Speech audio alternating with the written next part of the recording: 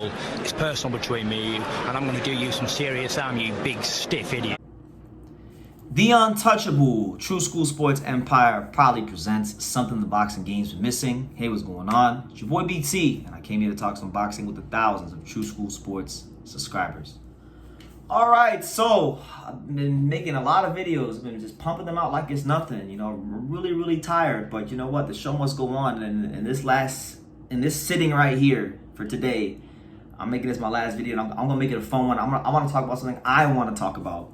All right, and it's about two fighters who are, you know, towards the end of their careers, who managed to score very notable victories. You know, you had Carlos Cuadras, who was fighting for the WBC interim super flyweight title. He dropped Pedro Guevara twice, the former WBC light flyweight champion. He dropped him twice and managed to score the victory, and now he's the interim champion at 35 years old, still going strong, that Carlos Cuadras. So you had him, he got to win. We'll get to him in a second. And then you had, which I thought was even more impressive of the two, you had that man right there, that man right there, the Irishman, TJ Doheny, at 37 years old. He wound up beating and upsetting the highly touted Filipino prospect, 11-0 at the time, Japhethlee, llamido, and he was getting some hype from the hardcore boxing fans, especially the Inoue fans, because he sparred Naoya Inoue at the Ohashi gym plenty of times. So you know, and he's performed very well in his fight. So a lot was expected of him. This was a step up fight for him, and he got absolutely lambasted and destroyed by TJ Doheny. So we'll talk about him in a second. But two old guys getting, you know, really good wins at the end of their careers, and let's talk about it. So we'll start with Cuadras. Cuadras beats Guevara, stops him twice, shows that at 35 years old he is to be respected. You know, still dangerous, still as game as they come. Guy was a former WBC super flyweight champion. You know, I was there for the biggest night of his career when he fought Roman Chocolatito Gonzalez while he was still undefeated at the Forum. And that was 7 years ago already. Time is flying by. And he's been such a great warrior for Mexican boxing and just boxing overall. I mean, he's fought everyone. He's been in great fights. And the fact that he was able to get this win and do it in such sensational fashion against a real good fighter in Guevara. Mind you, Guevara hadn't lost in about like 5 or 6 years since he fought Kenshiro, and Kenshiro beat the brakes off of him. So he's been unbeaten for a long time, albeit against not the best competition, but still hadn't lost for a long time, was winning a lot of fights. And Cuadras at 35 years old turns back the clock and puts him on his ass twice to win the WBC interim title. Now he's sitting there. You look at the rankings right now. If I look at the rankings, I mean, he's the interim champion now, right? You got Gallo Estrada, who we don't know what he's gonna do. Like, we don't know. I know Julio Cesar Chavez called him out because Julio Cesar Chavez said he's wasting his career and he's wasting his time. He needs to be fighting more often. So I don't know if the WBC will ever strip Gallo Estrada, but if they do, then that would mean Bam Rodriguez be champion. We know Bam's fighting Sonny Edwards. Bam is the I guess the secondary champion or whatever, the interim champion. Or, well, I don't know what he is, because they said that Cuadras is the interim champion, but it says on BoxRec that Bam is basically the interim champion. So is it possible to have two interim champions?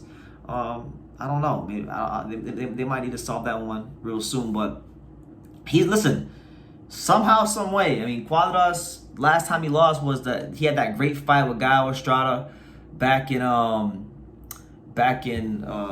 2020, and you know, he actually wound up dropping Gallo Estrada, and still proved to be dangerous in that fight all those years ago. So he might get a rematch with him. And maybe I keep forgetting, Bam's introduction to most of the boxing world on the big stage was against Carlos Cuadras, as he stepped in to fight him. So maybe, just maybe if Bam beats Sonny, I don't know, maybe Bam winds up fighting Cuadras in a rematch. I mean, Cuadras has put himself right back into the thick of things in the super flyweight division, and you love to see it because he's just been such an amazing warrior for the sport. And Roman Gonzalez's career wouldn't be what it is. Gallo Estrada's career wouldn't be what it is, and just this whole last 7 to 10 years of the super flyweight division wouldn't be what it is without Carlos Cuadras. Who cares if he won or lost? The reality is, when he got out of the ring, it mattered, and you wanted to watch him fight. So great win for him. And then more impressively, and I want to talk about TJ Doheny, because when he was champion, you know, that whole era with like Danny O'Manahan, I didn't make a whole lot of videos about those guys' fights. It's very possible this might be my first ever TJ Doheny video. I don't know if it is, but obviously I know who he is. He's been around for a while, former champion. You know, he's a guy that, especially recently, look what he's done recently in the sport. You know, with him being a former super bantamweight champion, IBF super bantamweight champion. He's had an interesting career, an interesting goal of things. If you could start from, let's just say you start from August 2021, he loses to Mick Conlon, right? Now, after that fight, he just goes on a rampage, a warpath, unlike, you know, anything we've seen in his career. His next fight after that, he fights the very tough, durable, and game Cesar Rocky Juarez. Now, Cesar Rocky Juarez is someone I know very well because, you know, he's fought Nonito Donaire. He took Nonito Donaire the distance. He fought Otar Aronosian just last year and gave him arguably the toughest fight of his career. And he also fought my boy Angelo Leo. And Angelo Leo stopped Cesar Rocky Juarez on the undercard of Gervonta Davis versus Yukiyoris Gamboa. So for Doheny to knock him out, what was he, 36 years old when he fought Cesar Rocky Juarez in 2 rounds? Statement victory. Then he winds up losing to Sam Goodman. We know Sam Goodman is one of the top contenders at super bantamweight. And then I don't know what it is. Something about Doheny in Japan these last 2 fights. He winds up beating this 14-1-1 fighter. Well, I'm not going to act like I know him, but a guy named Kazuki Nakajima. He wound up upsetting him, or beating, I don't know if it was upset, but he beat him, knocked him out in 4 rounds. And then this fight with Japhethlee Llamido, I mean, this fight I knew it was a notable fight because I saw people on Twitter talking about it. It was people that whose opinions I value in boxing. I heard talking about it because, you know, this kid Llamido had fought on a golden weight card here in the States, and he had been out there in Southern California. He's Filipino. He can punch hard. He's forward in the way. There was a lot of things that were making this guy's stock just soar, slowly but surely. And TJ Doheny put a stop to that real quick. So now, when you look at just where he's at presently in his career in the super bantamweight, the 122-pound world title picture, Doheny's going to be in line for big fights because, you know, look at him right now. He's ranked number 4 in the WBO. He's ranked number 6 in the IBF, right? He's ranked what? Yeah, he's ranked and 15 in the WBC. So he's ranked in 3 of the 4 sanctioning bodies. And look, he's in a very advantageous position because now you got Naoya Inoue, who I think is probably going to beat Marlon Tapales, and then the belts are going to fragment. And I think he's going to get a shot to become a champion at the age of 38. So the ageless wonders keep going. The cream always rises to the top. So I want to give my salute to Carlos Cuadras for his statement victory over Pedro Guevara, dropping him twice to become WBC interim champion and put himself right in the thick of things at 35 years old.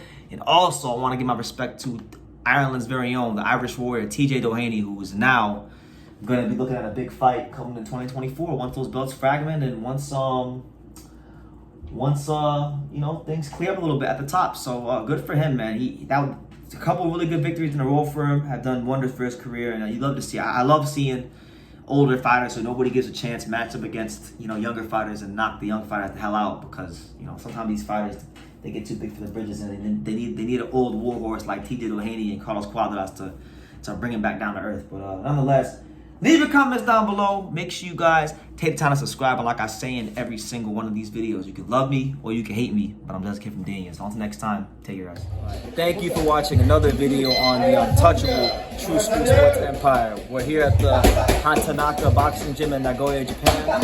And for more great videos just like this one, make sure you guys click right here.